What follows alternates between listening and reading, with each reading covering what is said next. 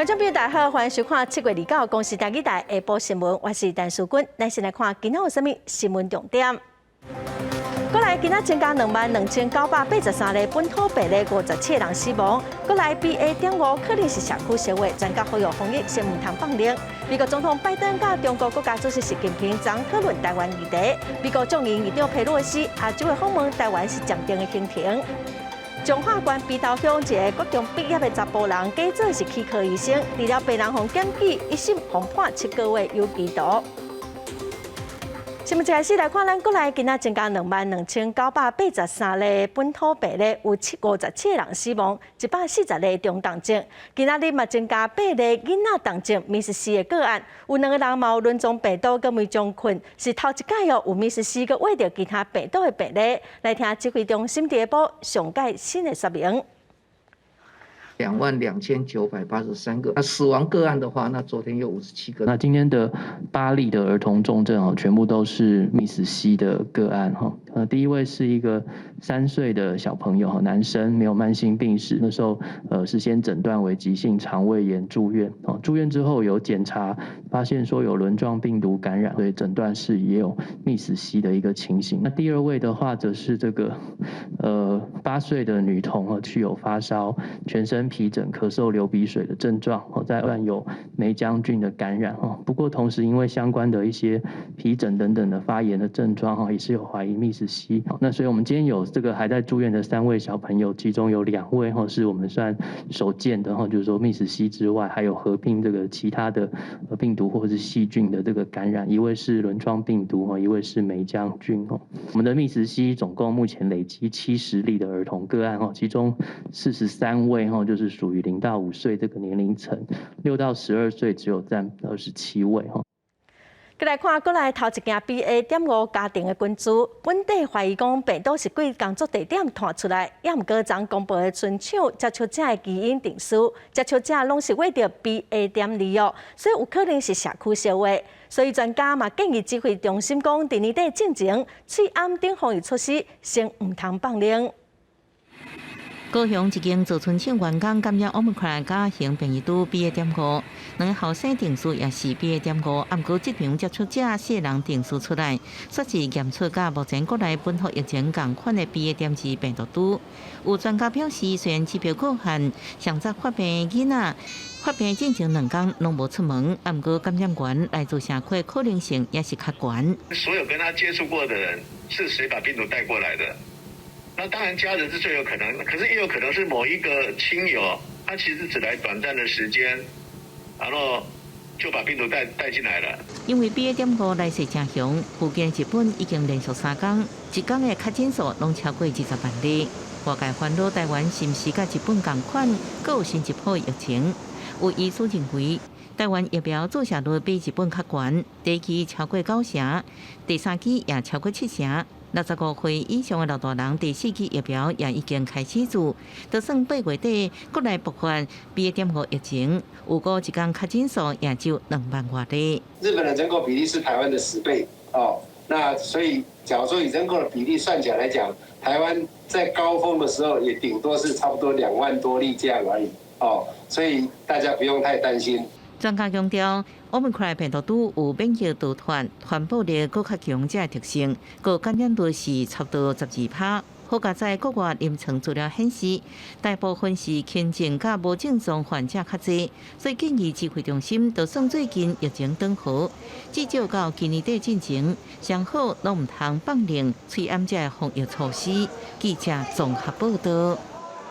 再来看美国总统拜登甲中国国家主席习近平2个人昨讲2点外钟的电话，针对台湾议题，拜登强调讲，美国的政策无改变，反对单方面改变台海现状。习近平嘛表示，反对台独分裂甲外部的势力插手，佮讲生火一定会去烧着家己。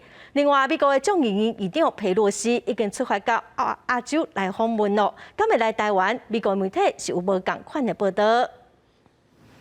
美国总统拜登甲中国国家主席习近平自被通会2点钟过17分钟。根据中国央视报道，习近平向美方表示，两岸共属一个中国事实甲现状清清楚楚，中美3个联合公布是双方的政治承诺，这个中国原则是中美关系政治基础。我们坚决反对台独分裂和外部势力干涉，绝不为任何形式的台独势力留下任何空间。民意不可违，玩火必自焚。希望美方看清楚这一点。这是拜登上任了后两人第5摆对会，在贸易战甲台湾议题紧张局势之下，美中两国之间的互相无信任是愈来愈深。根据白宫发布会谈公告，两人对会是拜登政府努力维持甲深化美中沟通的一部分，也希望美中领导人能继续对会。They wanted to make sure that they continued the dialogues, kept the open lines for conversation. President Biden underscored that the United States policy has not changed and that the United States strongly opposes unilateral efforts to change the status quo or undermine peace and stability across the Taiwan Strait. 两人对话进程上新出现的压力是美国联邦众议院议长佩洛西可能访问台湾，北京方面将这看作是倡导。根据彭博社的消息，佩洛西的亚洲行并无包含台湾。美国国家广播公司新闻网引用消息人士的讲法，佩洛西自告未访问亚洲，行程有日本、韩国、马来西亚甲新加坡，台湾目前是列为暂定。This is up to the speaker to decide, and also let's be very clear, there is no trip that has been announced. 另外，根据中国官方媒体新华社报道，拜登向习近平表达美方无支持台湾独立的讲法，并无出现在白宫发布的会谈公告当中。华府甲北京也拢无公布两人是不是有讨论佩洛西访问台湾的具体内容。公司新闻，恩惠玲报道。咱再来看，民进党桃园市长参选人林志坚，因为论文的争议甲身体纠正的问题，传出讲民进党的党内嘛暗算要处理机会。也毋过，今仔桃园市长郑文灿甲林志坚是做伙去庙林拜拜，外界嘛认为讲这应该是想要来澄清外界的风声。桃园市长郑文灿甲民进党桃园市长参选人林志坚，早起到龙潭的龙源宫参拜。掀开总统送的牌匾，被问到总统是毋是有互因助力或者是建议，林志坚讲，总统认为这个论文事件应该用证据向社会大众说明。另外，团讲党内有想要甲伊换掉的声音，伊回应讲，这是对手用假议题制造内部的矛盾，严过因的计谋未成功。就好像我们在篮球场的这个赛事上这个得分的选手往往会是被对手严加防守，甚至有时候会架拐子就是希望这个得分选手能够受伤下场民进党同市长参选人林志坚最近讲伫咧论文甲球场的风波，则传讲党内想要甲伊划清界线，而到就是有甲郑文灿做登记参访龙源宫甲清城宫的行程，而外界认为是要破除党内要甲伊划清界线的讲法。郑文灿讲，这是一礼拜前就摆好的，这段时间的行程本来就有小他甲无小他。不会说针对单一天特别安排，那有些重叠，有些没重叠。我是步步为营，那也会做好每一项工作。那我们不会有任何的大意，那也不会有任何的改变。郑文灿重申，这份民调确实是陈明通所长提供给吴政宏先生，这是无法度改变的事实。那个这份民调提掉吴政宏先生的论文无任何基础，要过代志过了后，先个人感谢贝亚哥变面，安尼也是违反学术伦理。记者综合报道。前台南县长苏焕智今仔宣布讲要参选台北市长。另外，最近台北内湖交通的问题，参选人是吵甲真厉害。但市长阁批评台北市政府被当起无半条捷运。副市长黄珊珊是回应讲，万大线长下去，爱陈市长查好清楚才批评。蒋万安嘛批评陈市长防疫做了真垃圾。年底首都选战竞争激烈，除了拿绿白三卡都甲无党籍律师董文芬，前台南县长苏焕智也宣布要参选台北市长，发出要实现基础正义，寻求少子化，解决青年困境。我们必须要扛下这个时代的堂吉诃德的责任，就为了我们年轻人这个困境，提出解决的方案。另一边，另行参选人陈时中自前副总统陈建仁担任竞争主委了后，佮公布12区后援会长，其中8个关铁进内，做台北市警察局长的区洪光也伫在地担任信义区后援会长，背条的意味真高。日本最近一直为内湖交通架空护墙，陈时中也考察台北市府8年起不出半条积分。副市长黄珊珊表示，目前万达线倒咧起。爱陈时中查清楚才佮讲，蒋万安是佮批评陈时中防疫得差。反观陈时中部长，如果他能够把对于选举的精神用在防疫上，现在我们就不需要在大热天还戴着口罩。台北市正在盖的叫万大线啊，所以我不知道前部长有没有查清楚啊。我们也不需要怎么样太恶补了哈。我想去内湖、内科那一带交通，大家都有共识，就是歹嘛。迄阵就做无好。但是呢，甲迄代志讲甲马英九，我感觉小可较离谱啦。陈时中也进一步表示，内湖交通问题需要透过管理手段、道路交通改善，短期透过分流共乘，岔开时间，最后才是区域积分线做长期的改善。记者综合报道。再来看新北市长的选举，民进党林佳龙今仔是拜访新北市议会党团，嘛宣布讲8月初1开始，竞选总部就会运作。林佳龙嘛要求新北市长侯友宜应该爱清楚来向市民来说明讲，若属伊连任敢有法度做好做满，还是讲会阁出来选2024年的总统。那我这个承诺，我这个竞选新北市长，我如果能够当选。我会把他这个任期做好侯市长的参选，他会不会记得去参选2024的总统？我会把握每一分每一秒，努力的冲刺，把市政工作做好。尤其在最后这1年里面，还有很多事急需要，虽然政见达成了，像今天的60间日间照顾中心，但是好还是要更好。侯友宜并无正面的回应哦，只强调讲会把市政的工作做好。林佳龙嘛针对新北市政府停车场的资料消息，批评讲资讯无够透明。伊嘛先头讲哦，伊选到市长一定会来落实开放政府。行政院苏贞昌嘛批评新北市的停车场拢无什么进度。侯友宜是表示讲，欢迎苏贞昌来新北市行一转，就发现讲新北市哦，甲以早已经真无共款咯。再来看台北市劳动局长陈信如涉嫌不当使用首长特别费，和检调约谈，涨20万交保。今仔早起哦，局长去市议会备询，伊讲已经向郭市长提出辞职咯，目前市长也未准。牵涉伫贪污的风波当中，台北市劳动局长陈信如伊到早起正常出席市议会备询，因为争议真多，陈信如表示已经甲郭市长口头请辞。不过郭文哲是同意，也是甲伊慰留。陈信如刚才表示，目前也未核准。我已经口头请辞了，我已经有甲市长口头辞职了。我们就是会先把我们的工作会做到一个责任的完成。好，谢谢。市长慰留。反正我已经辞职了。这是陈信如涉嫌贪污交保了后，头一遍公开出现。议员咧质询的时阵，炮火真强，因为市府定调，陈信如用特别费甲因翁婿公司买酒，无利益回避，违反行政法。即马唔单单有行政疏失，阁互检调单位查出讲涉嫌刑事责任。今天如果涉及贪污治罪条例的话，有可能有2种情况，一个是假购买真核销，根本没有这笔购买；第二可能是拿私人消费的发票来核销公费。3个月前，如果你如实的答复议员的所资，如实的答复委员会要求，就不会到后来我还要在大会上提议，让今天成立跨党派的这个小组，然后这么多的议员，这么多的时间花在你一个人身上。陈信如伫大卖场甲超市开的私人费用，用要鼓励当前的名目报销，涉嫌公器私用。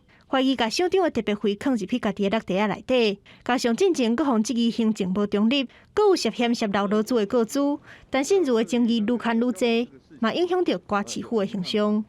记者综合报道。大型机车相关的团体常常上街头去争取路权哦。交通部长王国材是强调讲，最近3档拢一直有相关的研究，也毋过目前大型机车一寡规矩拢还未达到标准。相关的民意调查，嘛有超过60%的民众是反对大型机车上国道，所以目前哦暂时是未开放。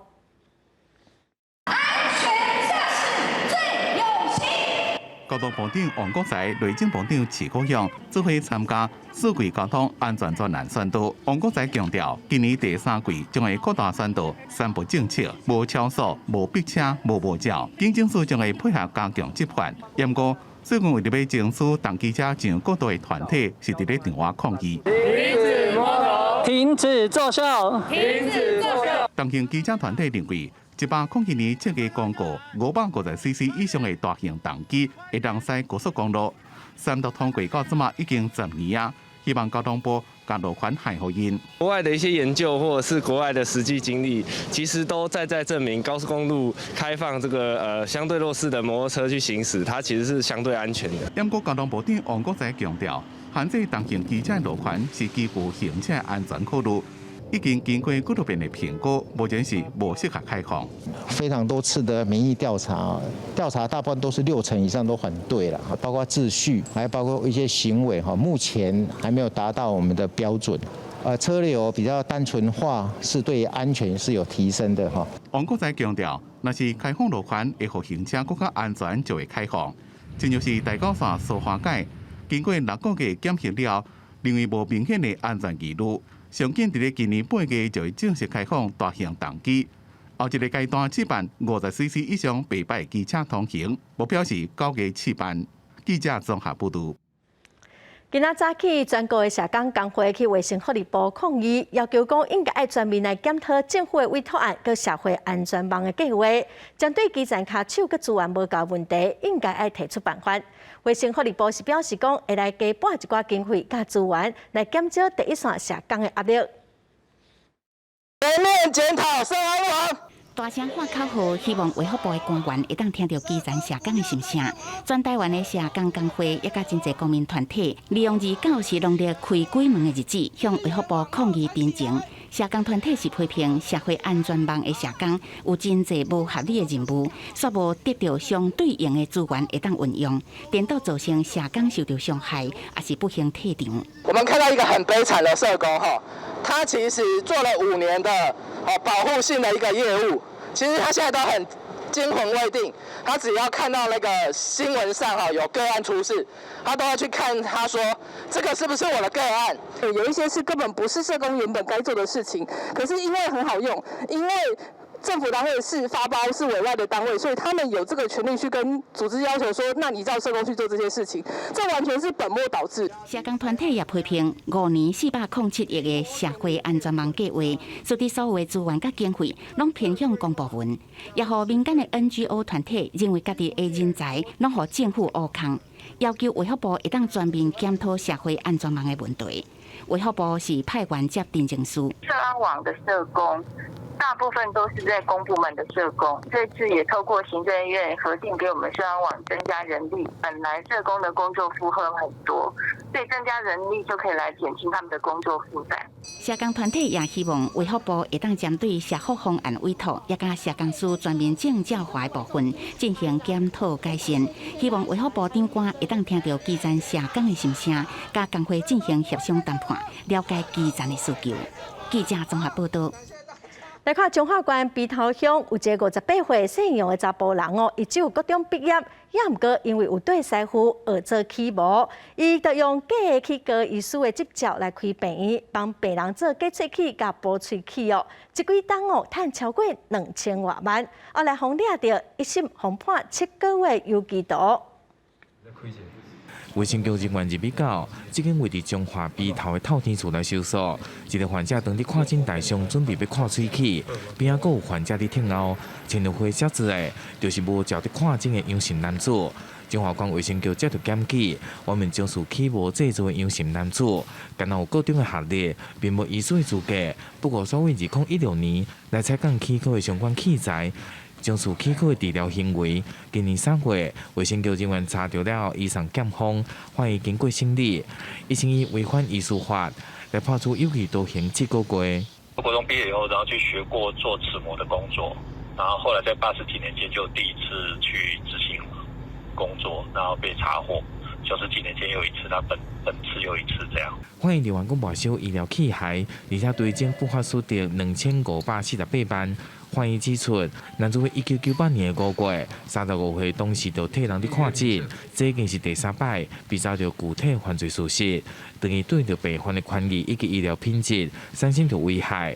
而这附近的民众表示，因是男主看诊已经真侪冬，并无想到是无照行医。说来看人侪无？会啦，会啊。但是风评好无？还好吧，因这是因来用这个做公赛。中华关卫生局表示，目前是不是有因为医疗行为产生不良影响的患者，还搁伫了解当中，并提醒民众应该照着合法的管道来进行就医甲看诊。记者中华采访报道。今年3月初3，全台湾大停电，高雄有186万户受到影响。大电是用电费拍9折还是95折来补偿，并无赔偿停电的损失。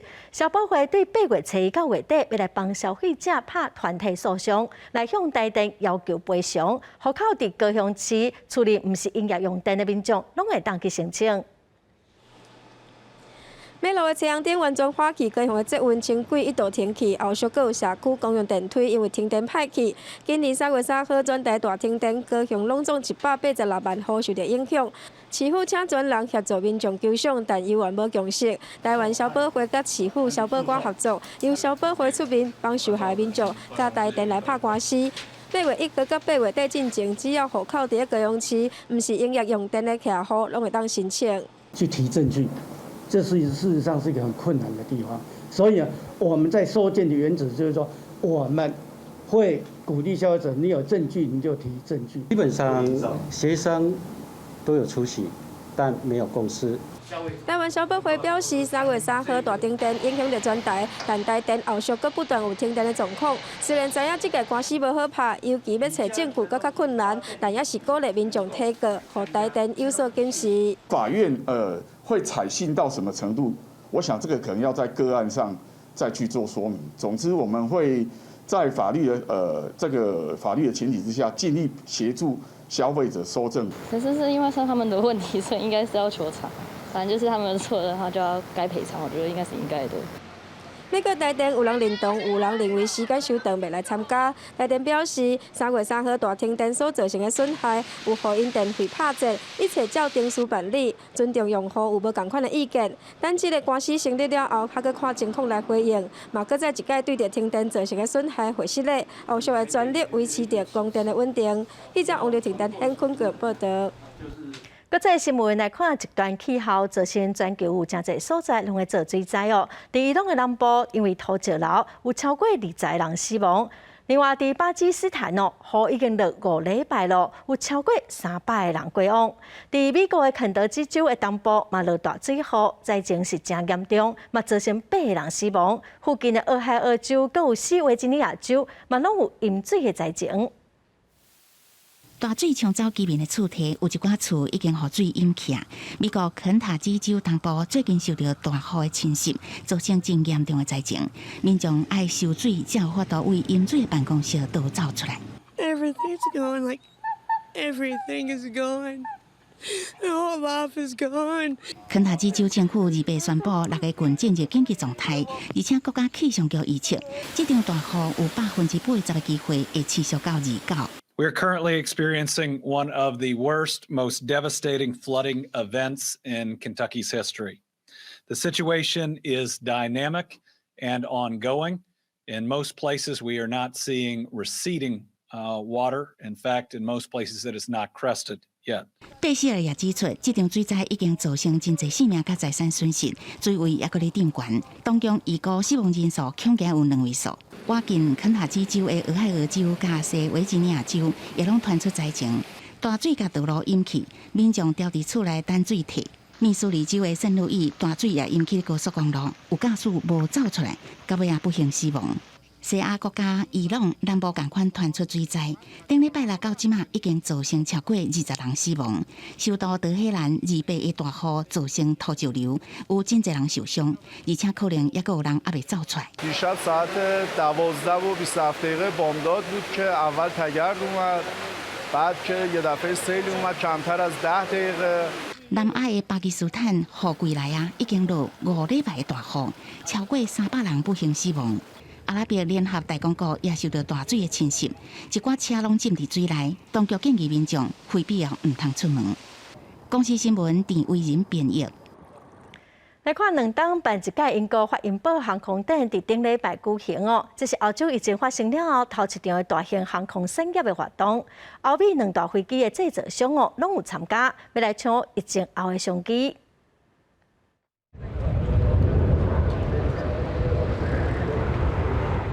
为自2020年底开始，前后得到美欧甲加拿大民航单位核准，恢复商业飞行的737 MAX 系列，上新推出 MAX 10飞过会场。所以是777X， 虽然因为防疫管制，会场人数甲展览规模小可求水，不过依然受到全球航空相关产业的关注。We are here to announce the 100 737-10s, part of the MAX family. These aircraft will be followed by 30 options. 以空中巴士为主的德国汉莎航空也签约买10架波音777X 飞机。欧洲的地主空中巴士集团也用56架上新型的 A320neo 摕到英国国际航空以及订单。伫航空展开幕进前，2大制造商的高层分别去印度，希望通印度航空换370架大小型的飞行机，得到这个公司新头家订单。So airlines want new jets to meet demand, and they want new jets because of the importance of saving on fuel. 高科技时代一定有注重环保的后车，比如汽车业大力推广电动车，或者使用生质燃油的引进。不过，即马伫个航空业完全是做袂到。It is difficult to develop a large electric aircraft because of the weight of the batteries. So we are probably not going to see something like the 777 going electric, at least not anytime soon. 不过，美国的科罗拉多的新创公司快速成长，也伫会场展示，好亲像是协和和中兴的新飞行机试取，伊号称用将飞过大西洋的飞行时间减一半，而且全程使用环保燃料。不过，接近新台票6班的票价，因偌济市场竞争力是一个真大的问题。公司新闻7家人评译。过来消息来看，今仔是农历7月初1，鬼门开，早上11点开始哦，各地公庙拢有活动。新地新丰庙都开好门的仪式，家人的老大公庙嘛开灯夜，嘛点普渡公灯哦。望讲好兄弟会当来保庇大家平安健康。旧历7月初1子时一到，新竹都城隍庙举行开好门仪式，现场人真多真闹热。城隍庙总干事讲，开鬼门佫叫做开好门，或者是开好门，可能是几条的好门会开1个月，互好兄弟来民间休假。筛选合格的，那么可以放假1个月。所以这个门不打开，他就出不去，因为这个虎门是管出的，龙门管进的，都有那个门神在那边看着。以前真侪人拢讲，鬼门开去了有真侪禁忌，要经过推广，那么有真侪现象会专工来看开鬼门。除了开好门，新竹都城隍庙29下昼也有一项活动夜骑。3、2、1，开庙！庙方宣达敕文，贵人开基老大公庙也办起灯卡仪式。贵人市长林佑昌甲今年轮值的主仆黄姓宗亲主位等人，最近点到上青派的普渡公灯，并原则正式开始。就开灯，要互在老大公好兄弟来照咯。讲，阮1个月内底期间，我们要邀请你来互阮祭拜。当然，阮甲你拜，你嘛要保庇阮大家在基隆市的市民，大家都平安健康。上青趴普渡公灯同时点到，替好兄弟引路。29下昼一个开看门仪式，俗称开鬼门。开开了，帮好兄弟来阳间，接受民间的供养，享受丰盛的祭品。记者综合报道。这2档因为疫情，婚姻好买中原普渡拢缩小规模举办哦。今年最近已经较稳定啊，所以今年是分7个坡道区，每一个拢有无同款的特色。虎尾铁桥嘛开始点灯灯光秀哦，这个活动拢游客当来体验虎尾中原文化节的气氛。桌顶摆满奖品，进入旧历7月后，有百家人虎尾称号的虎尾大坡道将重新启动。因为近2年受到疫情影响，中原活动拢缩小举办，连带嘛影响到坡道奖品减少的情形。15起来拢差不多400-500吨，400-500吨。啊，这2年的疫情拢差不多成100吨安尼尔。啊，这物件了，铺完了，我会送一寡边缘户，甲这个一寡弱势团体遐。虎尾天公所表示，近期疫情慢慢稳定，佮加上国内观光旅游人潮增加，公所嘛决定重新启动虎尾坡道活动的举行，包括东西南北中地形幸福的7个坡道区，各区拢有无共主题的特色。推出着过去的传统的一个辅助的摆设，譬如讲全羊、全猪的一个肉山，啊，佮有咱这冰雕、果雕、巧克力雕啊、风炮这类等等这个过去传统的一个咱的辅助节的一个愿望拢会甲呈现出来。天公所表示，除了虎尾坡道各区的活动外，今年嘛结合虎尾铁桥点灯、历史建筑用翠阁、和百年水塔夜光、苏万金圆环的灯光秀，希望吸引更多游客前来虎尾体验中原文化节。记者为你报道。咱来看台东市郊区的石山部落，传出讲有民间的建设公司要伫这部落起厝，部落的灌溉水沟要甲伊砍挂，部落入口的木拔掉，嘛要甲伊拆掉，所以互部落的民众是真反弹。今仔早起，到部落的族人甲民意代表就出面来抗议。石山部落族人伫可能要砍挂的饮水沟四周围抗议，中央甲地方的民意代表也来关心。族人是讲，民间的建设公司伫部落挖近饮水沟的土地要起厝，一直向农田水利署台东管理处申请，要甲100多公尺的饮水沟砍挂。部落族人是烦恼农作物拢爱靠这条饮水沟供水，一旦砍挂，将来用水会有问题。万一里面塞住怎么办？我是做这边所有很多水田，池上关山的水利灌溉沟渠的话都是不能覆盖的，为什么？唯独就是因为建商要盖他们的房子就可以做覆盖。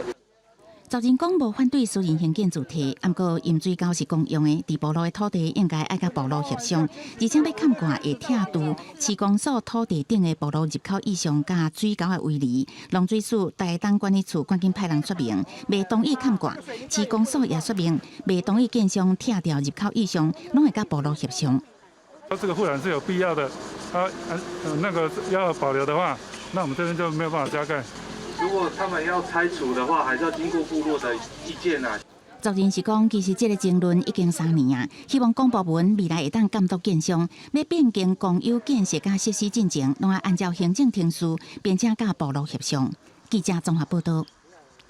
来看屏东市复兴路甲大塘路的路口因为新划机车大专区，警察会伫路边来翕相处地，短短1个月就开出上百场的罚单。有民众是怨叹讲，警察在抢钱，某民众是收到超过1万块的罚单。警察看到骑奥多摆违规倒弯的民众，连伊砸车阿伯煞无停。Hello， 停旁边。停旁边！阿伯当场无停车，事后就收到这张10600块的罚单，伊真不满，讲根本就唔知影家己违规，因为这个复兴路甲大塘路路口，才新划机车台专区，1个月至少已经开出100多张的罚单。现场要是看到真侪骑奥多摆的民众，无骑到台专区，就直接倒弯过。有民众嘛讲，家己捌互警察开单过。我前几天为了买一个蛋饼，就花了600多块买一份蛋饼。你现在设一个那个警察，他就可以光明正大，说难听一点就是在抢钱。因为没有习惯呐，那乡下人怎么有习惯待转？没有啊，常常很多人被抓下来啊。民众院警察身为台转区，不过交通队表示会要求骑奥多摆民众两段倒弯，是因为这条台27线，也就是复兴路，是屏东市往万丹、东港主要的路。去年这个路口就发生过40件车祸，有70%都是机车转弯不当所致。本局与道路主管机关屏东施工所于现场会勘后，于该路口设置2段式左转标志及标线。交通队强调，因拢是依法开单，若是民众不服，会当向监理站申诉。记者邓家文、刘伟做屏东报道。台南做定的日料是全台湾上低海拔，可会当看到日头出来，也是云海的所在哦。也毋过最近有民众发现讲，原本的观景区，即马拢互树啊、佮杂草挡掉的。嘉义林管处是表示讲，因为景观区是国有的林地，受到森林法的保护，必须爱先申请哦，才会当来做整理。天色拍曝光到日头出来，景致变化就亲像100度同款。这是台南指定日料日出，也奉叫做全台湾上低海拔的日出云海。但年元旦时阵，吸引真侪民众来这行搭。不过最近有民众发现讲，这观景台附近的草啊发甲比人搁较悬，会甲因炸掉的。一定是无动的，科技在这条江。拢冻掉的。像安尼话，你也去人讲公部门紧斗处理啦吼。你若有树啊炸掉，咧看是想要看啥就较袂晓处事啊。要修正的嘛是会使，啊无迄愈发愈悬啊。民众表示，因为台南有下年3部曲，其中日料看日出是重点之一。不过2年外前停办了后，这观景平台附近的草啊发真悬，而且去观景平台时来也国家风景区管理处捌想讲要安怎来措树啊。不过管辖的是嘉义林管处，因认为讲，这个所在是保安林地，而且是水源保护区，照新立法规定是袂当乱措的。除了可能会有设立告示牌，或者是由各单位来负担这个辖内的一个林木修剪的责任，我们希望朝着林地保育及这个观景品质的这2个价值中间能够取得一个平衡。油气以上的使用的话，请使用单位依规提出申请，只要在不影响保安林适度的修剪，经过申请同意后可以办理。管理单位西拉雅国家风景区管理处表示，会准则保育甲观光，而且会担起管理责任。嘉义林管处表示，若需要进行树啊或者是杂草的修剪，管理单位依照森林法第9条规定提出申请了后，核准通过才会当修剪。记者综合报道。因为莫拉克洪灾，洪13档的南环公路，今年5月7日有条件转线通车。这条公路是正在部落族人运送农产品正重要的对外道路。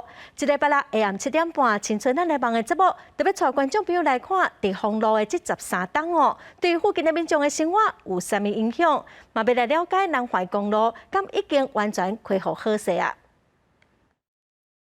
南环公路原是迷人的景致。是啥侪游客来山顶欣赏美景。这条通过台湾东边甲西边的关山公路，从1972年通车了后，毋但缩短往回交通的时间，对住伫沿路的居民来讲，更加是一条会当带动地方经济发展的车路。你对台东迄边过来，要往北上的嘛是爱对驾驶啊。阮就是讲拢后边城食饭。较早比如讲过年塞车塞到几啊公里啦。南环公路还未封进前，你行车足侪拢推迄落坐火车来到花莲，来游览车，有去换租，搁来阮遮住，搁行南横慢慢算。不过平静的日子，煞伫2009年8月初8，因为中度风台莫拉克带来超磅的大水雨，造成公路断去，桥嘛崩去，甚至发生小林村灭村的悲剧。这条路就安尼封起来13年。封路的期间，对住地靠这条公路伫食青的居民来讲，日子是真歹过。加在因拢无放弃，电动甲规机变做是专机。既然要留落来，咱就是勇敢去面对。咱找山仔脚这个所在，咱开始透过营造，互人知影讲，伫南环公路的堡内有一个山仔脚，内底有做咱的体验，也愿意来到这个所在来找到阮安尼。无南环了，阮请渐渐知影讲，阮遮有啥物物件，对阮的山、阮的溪、阮的树啊、阮的山路，这些拢去接触到了，阮才讲哦，原来阮驾驶这丰富。南环的路袂通，并无互这居民放弃希望，等到有机会，互因思考要安怎来面对困境，搁一届甲家乡的特色找倒转来。即卖南环有条件专线通车，在地居民要用全新的风貌来接待游客，用深度体验，互外界感受无共款的南环，嘛希望会当找出甲大自然和平共存的方式。记者周培玲、吴一修高雄台东报道。最近国内旅游的生意是强滚，尤其是一寡介绍学校正利便参加的一天的行程拢有真侪民众报名，也毋过嘛有未少的消费纠纷。消保处最近审议通过简单型一日游的定型化客游的草案，按算8月就开始来实施，会对消费者较有保障。国门也未开放，国内旅游大部分，尤其是介绍所，伫咧固定地点报名，讲出发就随出发的一天游小旅行，真受民众介意。因为较无定型化客约的规范，伫咧过夜引起真侪纠纷。我们常听到一些纠纷的类型，可能就是也许是民众没有注意到出发的时间，但也或许是这个我们的旅行业的这个随团的服务的这个导游，并没有清点好人数就开车了。其实根据交通部的规定，旅行业只要办理国内团体旅游，无论是几天的伫咧出发前甲旅客签国内旅游的定型化客约，同时就要互旅客至少1天的客约审核期。为了要保护一天游消费者的权益，日前消保处审议通过简易型一天游的新规范，严正一日签约进前要充分通知客约的内容，也要清楚讲签约的地点、日期、行程费用。上少的组团人数等等这款资料，同时也要明定解除契约的效果，包括消费者若临时解约，袂当要求退旅费，或者是无法度抵抗的因素，任何一边要解约，无负损害赔偿的责任。另外，旅行的半路若无经过消费者同意，袂用临时安排买物件行程，或者是伫咧车顶买。除有不可抗力因素之外，不得未经旅客请求而变更旅程就是视情节重大，我们会处罚1万块元以上至5万块以下。观光局讲，按算伫咧8月就要公告实施。若讲是客约内容无符合定型化客约，会要求按限期改善。若是无改正，会当罚上悬50万块。记者综合报道。厨房隔壁未来拢会是奥运比赛的项目，也毋过咱台湾并无合国际标准的训练场地哦。体育署嘛已经有规划设计图，会当参考，嘛会来提供地方政府使用。未来地方接受中央补助来建设场馆哦，要验收的时嘛要有专业人士来提供意见。失败几落届变厨房上平台总算成功，12岁杨5月开始接触厨房，17年为形成别人煎熬，到心内有一个奥运梦。很想当国手，就比较多在练基本功，然后把基本功练扎实。杨的妈妈替后生找私人教练，这个休热拢伫台北教，每礼拜为中立到台北极限运动训练中心上门解课。妈妈讲，伫遮练厨房比较放心。现在其实真的有盖比较多的滑板场，可是因为它这个毕竟不是水泥地，小朋友他们在练动作摔倒的时候会比较安全。台北市极限运动训练中心是全台湾唯一甲国际同款采半开放式极限运动的比赛训练场馆。28下晡，新北市新港处嘛来遮学习。体育署指出，厨房甲运动的抗壁拢是新型运动，未来有可能有袂少县市规划伫公有设施兴建场地，所以偏这设计参考图提供基本规范。委办的厂商呢，必须去给我们收集来国际的那个标准，把这样的图说来参考，再根据国际的规范来写成了这一本的那个资料。在这个审查的当中呢，我们有邀请山岳协会以及滑轮溜冰协会，提供基本规范做定规划场地甲人体建地的参考，也会当避免发生意外，互国家赔钱。未来地方只要接受补助兴建还是整建，体育署表示拢会有专业人士做伙验收。记者综合报道。今年7月1日开始起电价，有一间专业技术的技工团队组成一人的巡逻队，免费来替企业提供一人的诊断服务哦，嘛要替企业来找出省电的撇步。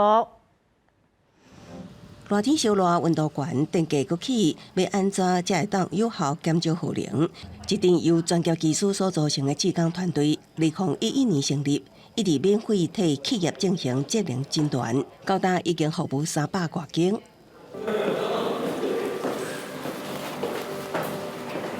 月水塔，我们看这边都有很多青苔，那这些青苔也都是会影响到它的散热效果。一般如果是保养之后，大概可以改善整体大概2到3%的一个耗电量。因为目前走廊的照度大概只需要200热克氏左右，而我们现在显示的照度，我们现在照度已经到800多了，比我们那个国家 CNS 规定的照度还要多300多。为诊断分析到效益评估，节能巡逻队以耗电量分别为空调、机电甲照明为企业找出省电方法，透过能源管理甲技术提升能源效率。另外，以主题来讲，空调的耗电量上大，若讲会当做好建筑隔热，都会当有效降低室内温度。隔热的方法真多，像伫洗拍的墙面、家顶、茶帮，两个壁之间，佮使用一寡隔热的材料，就会当形成隔热墙。另外，伫窗仔部分利用双烟筒，中央搁架一扇百叶窗，都会当有效隔离日头的烧热。放下来之后哈，你可以调整一下叶片的角度，这时候你的阳光大概被全部遮到，可是外窗是打开的。好，这时候太阳照射在百叶附近会产生热对流，然后太阳的辐射热会完全被铝百叶挡住，因为铝百叶是完全不透光的。这时候它就形成强烈的热对流，辐射热会转换成空气的对流热，然后就飘走。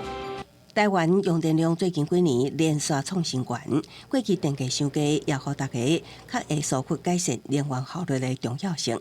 面对全球气候变迁、暖化问题日渐严重，节能减碳已经是需要做的代志。记者综合报道。国立台湾科学教育馆最近甲生物多样性详细顶贴换新的，这个工程对规划到完工开5档的时间，展出大约1700件的标本甲展览品要互观众朋友会当来认捌大自然，嘛来思考讲，什么才是理想的家园。看到猴、欧洲野牛、象、虎，是这搁一只动物有路的模型甲真实的标本，互小学1年的学生是真好奇。可以看很多的动物，都是我第一次看过。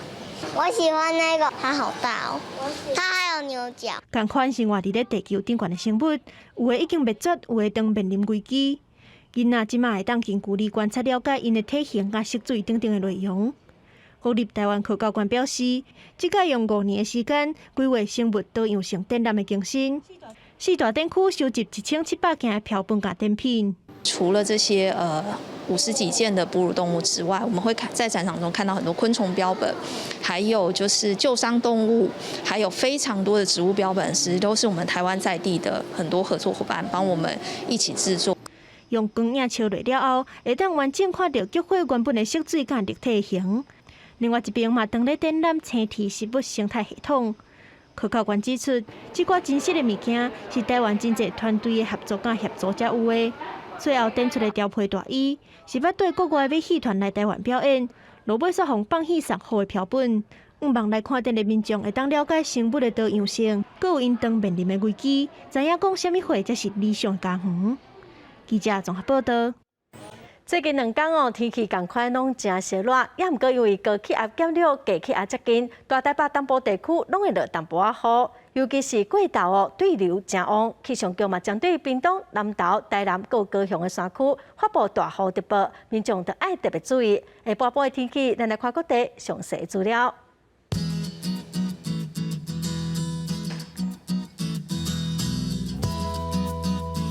北部地区上低30度，上悬35度；中部地区上低30度，上悬34度；南部地区上低31度，上悬35度；南部地区上低30度，上悬34度。华岛地区上低28度，上悬33度。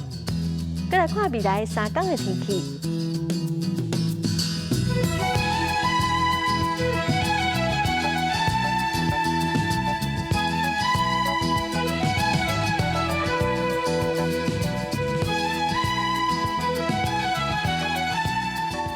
谢观众朋友收看《公视台语台下晡新闻》，我是陈淑君。下礼拜下晡3点，咱再会。